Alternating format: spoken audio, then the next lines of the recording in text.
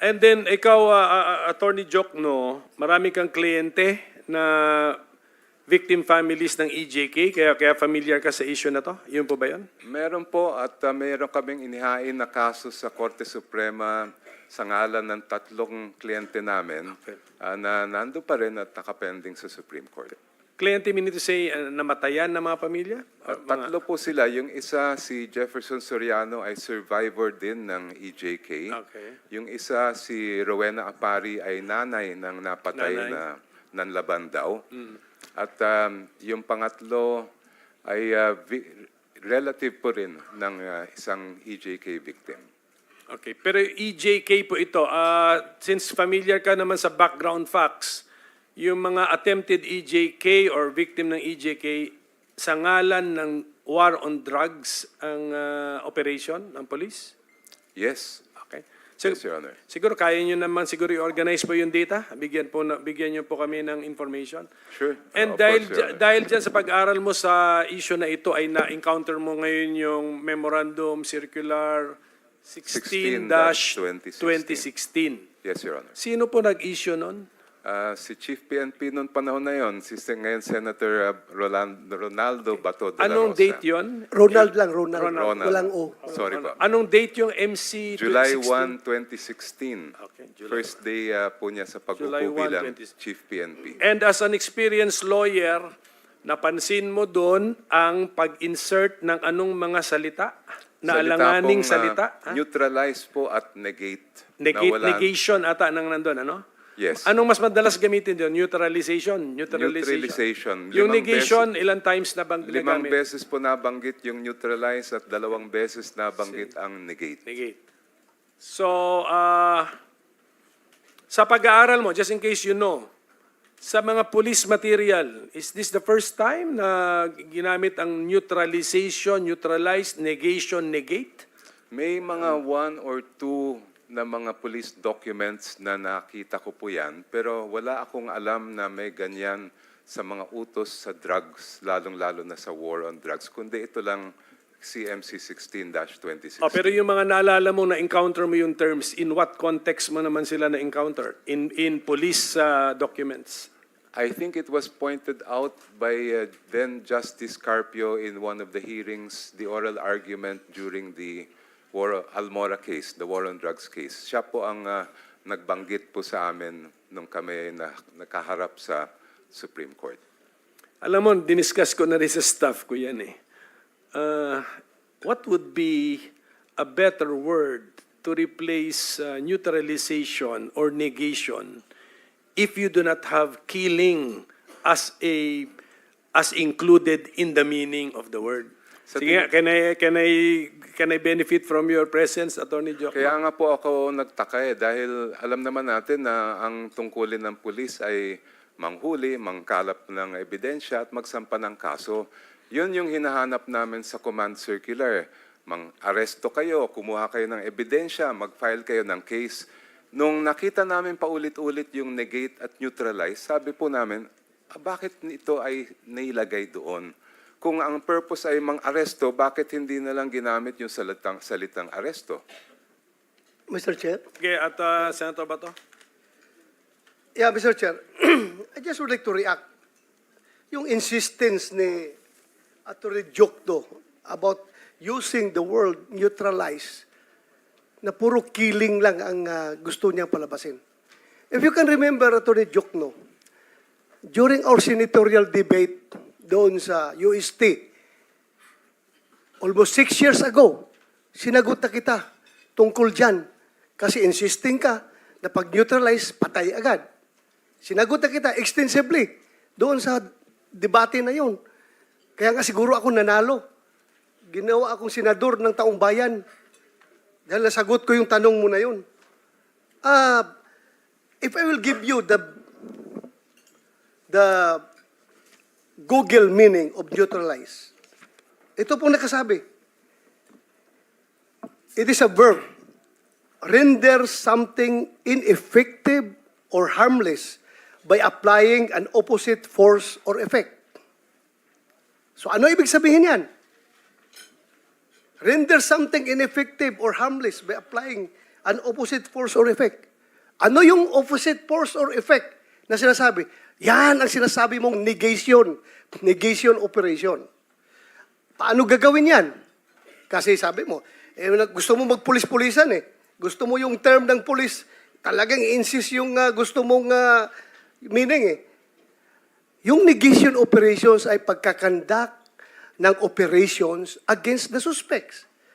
Pag magkanda ka ng operations, chances are na pwede mo siyang maaresto, pailan mo ng kaso, para makulong at hindi na siya makapag-commit pa ng further crimes. Ineffective na siya sa kanyang mga criminal activities. Ngayon, sabi mo patay. Yes, pwede mayroong mamatay dyan sa neutralization kapag ang suspect ay lumaban sa operation because by all means, ang police has to defend themselves. Self-defense. Ewan ko. Tanungin natin itong mga former chief PNP kung ano ba talaga ang meaning ng neutralization. Dahil alam ko, police, military, at maraming organization gumagamit ng term ng neutralize. Binibigyan lang kasi ng masamang meaning nitong mga anti-Duterte na people. Ngayon, kinukot mo pa yung PDEA director na yes, he's free to make his own meaning, his own definition of that term. But ito ngayon, tatlong former chief PNP, Mr. Chair, can I ask General Gamboa, when I say neutralize, anong ibig sabihin yan?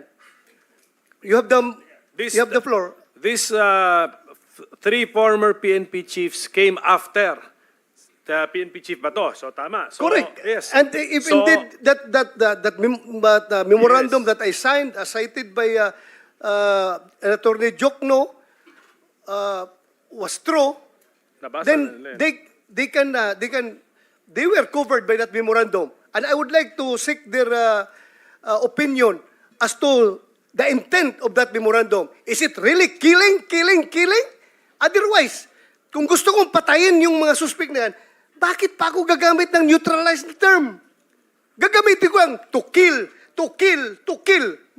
Bakit ko pa gagamitin yung term ng neutralized, Mr. Chair? Can I hear from General Gamboa, Mr. Chair? So in order sa kanila. Sige, who came sige, ganito sa records ko, no, after naging chief Albayal, after Bato de la Rosa, Albayalde, Gamboa, Cascolan, Sinas, Eleazar, Carlos, Danao. Ganun na nangyari. Sige.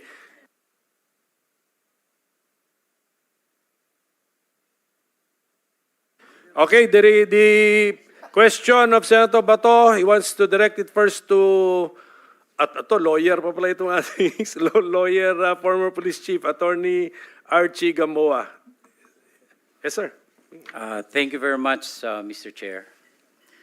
First, I'd like to put everything in the proper context because if you only deal with how Attorney Jokno has interpreted the Command Memorandum Circular, you will have that kind of bias. Now, as an opinion, there are at least 3 laws that prohibits disclosure of classified documents. There's NAPOLCOM Circular 2016-002. There's Republic Act 3019, Section 3. And there's Republic Act 6713, Section 7. All of this prohibits on the part of the government employee to divulge plans like this.